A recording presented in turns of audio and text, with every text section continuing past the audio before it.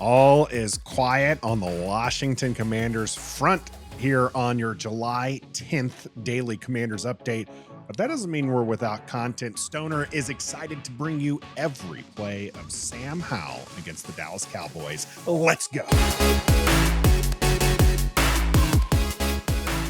Greetings and salutations. Welcome to Ref the District's daily Commanders update. Stoner, there's nothing really going on here as we are waiting for the sale of the team and training camp to start. I'm kind of happy that there's not a whole lot of news going on right now. But I'm also very, very excited, and I know you are excited, to break down Sam Howell's game against the Dallas Cowboys. Yeah, if you remember that particular game, there's a lot of kind of back and forth with that of fans and everybody. And I'm curious what your thoughts are before we get into the breakdown of the film, what you remember about that game as far as Sam Howell's performance. Sure. I mean, the main thing I remember, was coming away positive. I mean, there was the one big mistake that he had with that interception and triple coverage. But other than that, I felt like he had confidence with him, that he was making great plays as far as getting the ball to the playmakers. Now, I know that his completion percentage doesn't necessarily pan that out, but honestly, I felt very good about where he was. And that's one of the big reasons why I'm a howler. I hear you. That's why a lot of people are hollering. And I think that's a fair assessment when you just kind of get an overall feeling of it. But we're going to break down each one of his throws and his runs. And we're going to find out really what was going on every single play, throw and run from Sam Howell against the Cowboys last year, week 18. All right, let's go. This is the very first quarter, the very first possession of Sam Howell's career in the regular season. Short field, and love it. Yeah, I was trying to remember why they had that short field. Did Dallas try to punt and the punter bobbled it or something? Do you remember what happened there? I'm going to bring it up because I remember it wasn't a turnover, right? Like it would just happen to be. Yeah, I looked up the plays and I couldn't find anything. It was just like, really, it was like third down and Dallas didn't make it. And the next thing you know, Washington had the ball. I couldn't find it, but I'm trying to remember, I think it was their punter bobbled it or something. And then, so we got the ball right there at right about the 20. And then this is second down and 6. Yeah. All right. Yeah. So he fumbled is what it was. The punter did. Punter fumbled. Listed as 4th and 2 at Dallas 33 punt formation. Anger fumbles aborted at Dallas 19 and recovers at Dallas 19. Anger to Dallas 20 for 1 yard. Milo Eifler on the tackle. I kind of remember that. All right. So great. So he's got the ball right at the 19 or the 20. They ran the ball, and so they got a 2nd and 6. So this is his very first throw as an NFL quarterback. And so obviously you've got the 3 wide left and you got 1 right, and you've got, I believe that's Jonathan Williams in the background. Let's watch this play real quick.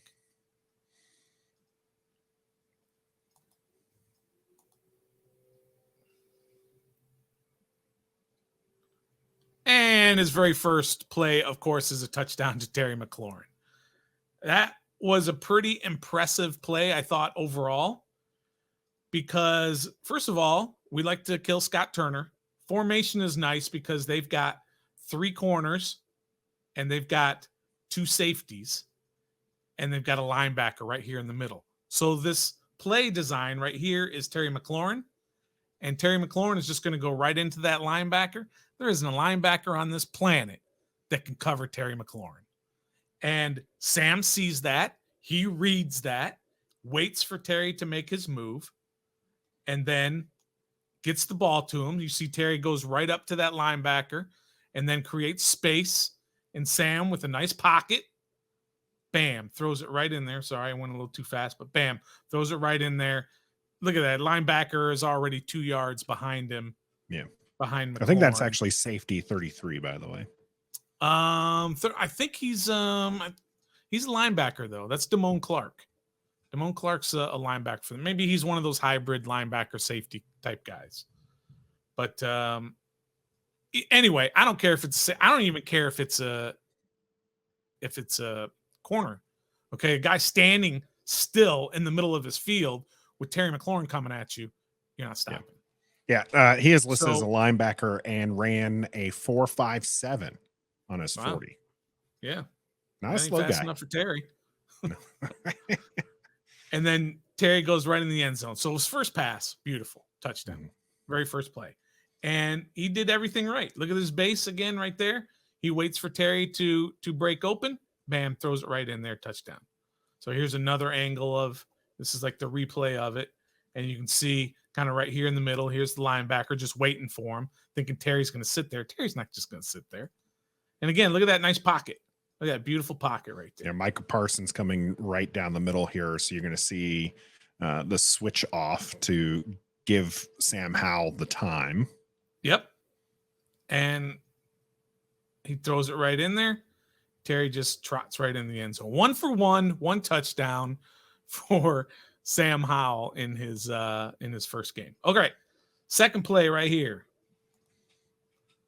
Second play is nothing more than a throwaway, which again is a very smart decision. This is an RPO, and you're going to see a lot of this year with Bieniemy. I truly believe that. But you've got Bates in motion. I can't tell which tight end that is in motion, but goes in motion across the formation. Look at every lineman going left and the running back, and DeMarcus Lawrence says, "I ain't buying it," and he stays home. If he hadn't stayed home, Howell is taken off down there because everybody is covered. But Looks he does like a that's smart Logan, thing. by the way. That's the It is tight end Logan. in motion. Right here. Yeah, this is actually this is kind of something I expect not only to see a lot, Stoner, but you see that it's also set up for the screen game as well. And so one of the things that Reed and Eric Bieniemy like to do is run the same formation and do that 2-3 times, and you're seeing a different play each time. So it's just like, hey, you think that this is what we're going to do, but we're going to do something else. And then, okay. And then finally they're going to unleash this screen. And if Sam Howell, takes that couple steps back and dumps it off here as the screen, you've got 3 linemen waiting to block for Jonathan Williams with nobody home. And you got to love that. So that's one of those things I'm excited with Eric Bieniemy is he's going to be seeing this, not that Scott Turner didn't see it, but Scott Turner doesn't call plays.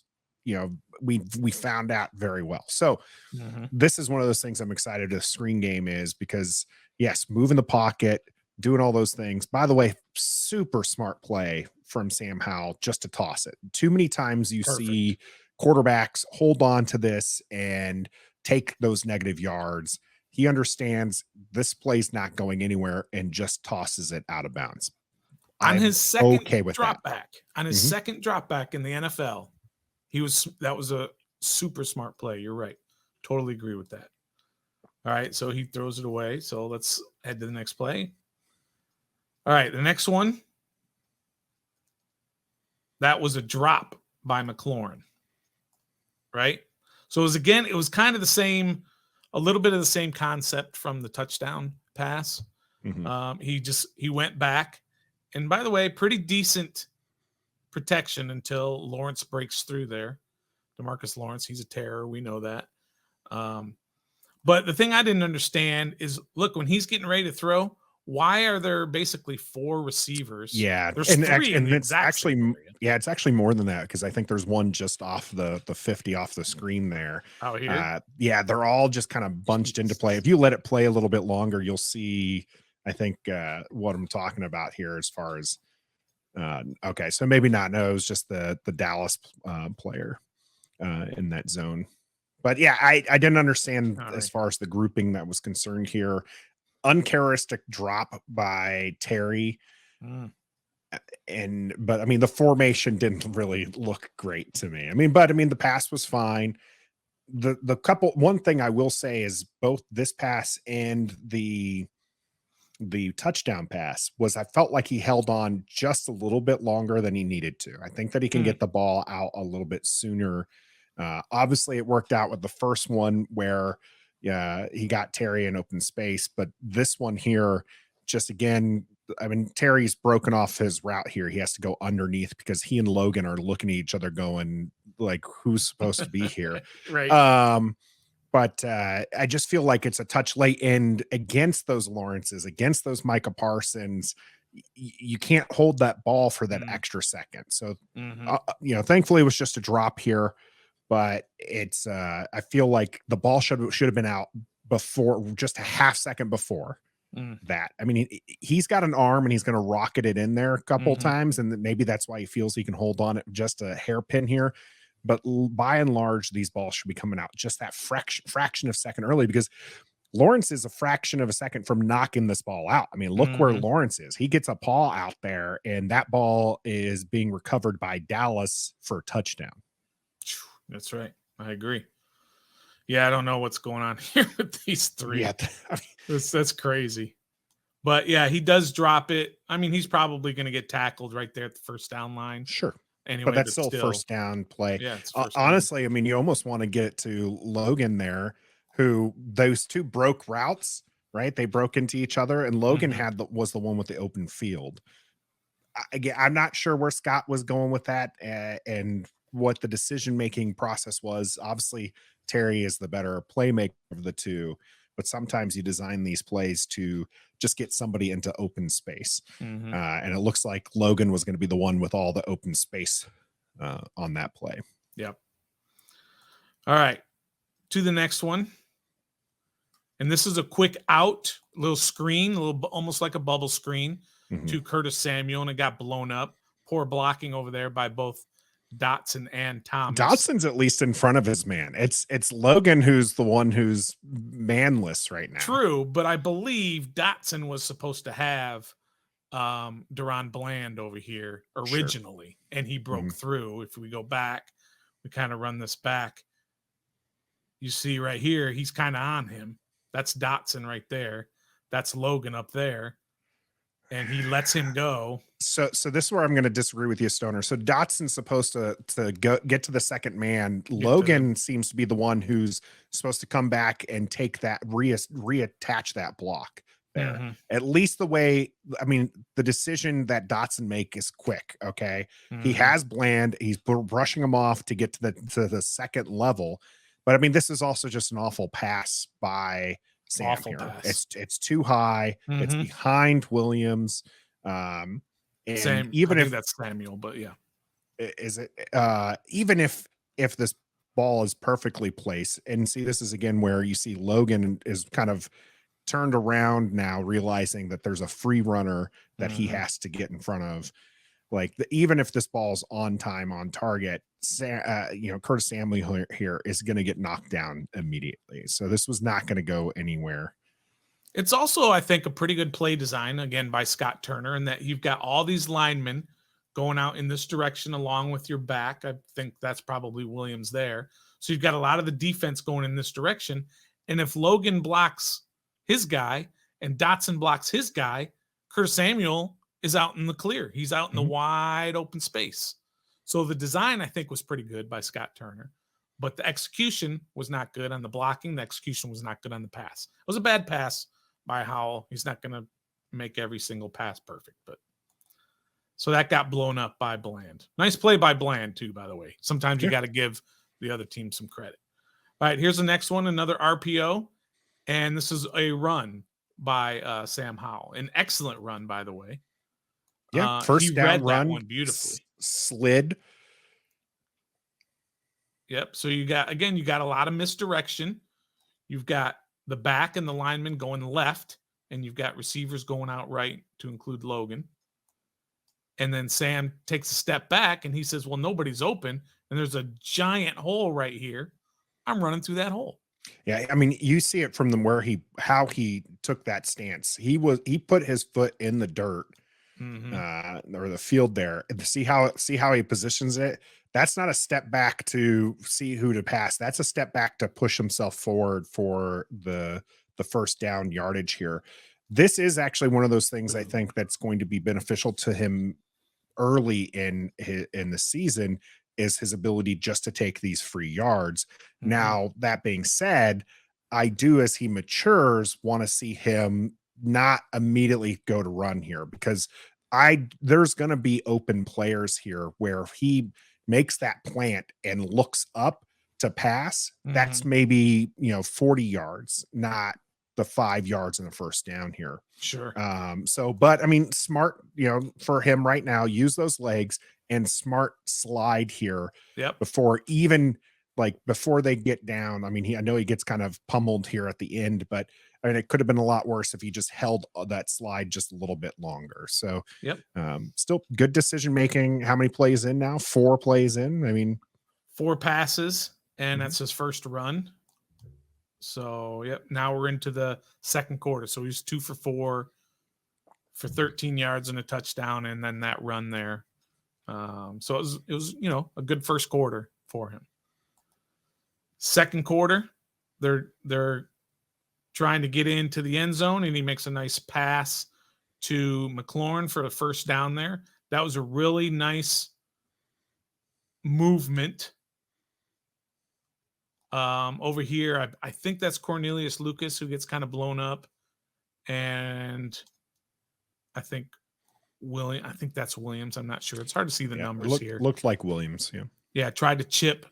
That was on Dante. Was there a Fowler. play before this? It looked like maybe there was a play before this. Go scroll a little bit before this. No, that was the end of his run. This was the slide. Okay, there we go.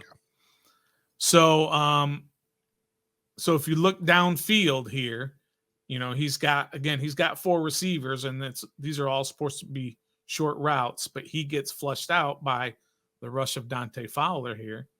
So he moves left, but he keeps his eyes downfield, right? And then he sees McLaurin right here. Maybe if he had seen up here, he might have touched in a little bit. But still, and he throws a perfect pass to McLaurin, who reaches out and gets that first down. So they got first and goal now. And down so here, this is another one of those ones where I think the ball just needs to come out just a touch, just a hair sooner. quicker. Sure. Yeah, and with that though, I think moving the pocket is where Sam Howell is. A lot of people talk about his 800 yards rushing his last year at North Carolina. But then people will bring up the fact that he wasn't, like, the last time he ran a 40, it was just god awful slow. I don't need him to be Lamar Jackson, right? I don't need him to be Michael Vick. You just want him to be mobile enough just to move the pocket around, catch those yards where he can. And that's what I'm seeing there, where he realized he needs to bail out of the pocket. Like I said, kept his eyes downfield and got the ball to Terry McLaurin. And I don't think he needed to bail as much if he gets that ball out sooner. Because if you go back a little bit here, Stoner, and I know this part reason why the ball came out a little bit later than it should have is because those two kind of got blown up. But you'll see Terry McLaurin here is breaking his route, going to be going across the field. Now, Sam Howell is looking to his left. Okay, so Terry is not going to be one of his first reads in this. If he goes through his progression quick enough, though, this is where you see, and again, this is unfortunately where he had a guy in his face. So he has to move the pocket. But this is where you can see already Terry McLaurin is again matched up with somebody in the middle that he's going to beat. And so if we just play it a little bit, at a time here, you're going to see right here is probably where that ball needs to come out, because you can throw it in front of Terry where he has enough space that he gets around the player. Instead, by the time this ball gets out, the linebacker and now the safety are both 42 and I'm not sure who the other one is there, are right on top of him. So great job on Terry getting there, get that ball out a little bit quicker. And I think you potentially have more than just a first down there. So being very hypercritical, very interested to hear what the comment section has to say. Imagine a lot of them would be, Nathan, you're an idiot. But hey, we look forward to that discussion as far as what's concerned there. So Chris Paul with the premature celebration didn't quite get in. That's a first down marker. That's a first down. Okay. Yeah, I thought he didn't go both arms up. Okay, you're right. Good call. Yeah. Good call. All right, so here is now second and goal from the 5. It was first and goal from like the 2, so obviously they got stuffed backwards on the play before this. But this is first and goal from the 5, or second and goal from the 5, and that's his worst throw of the day. Yeah. Obviously, there's a lot going wrong here.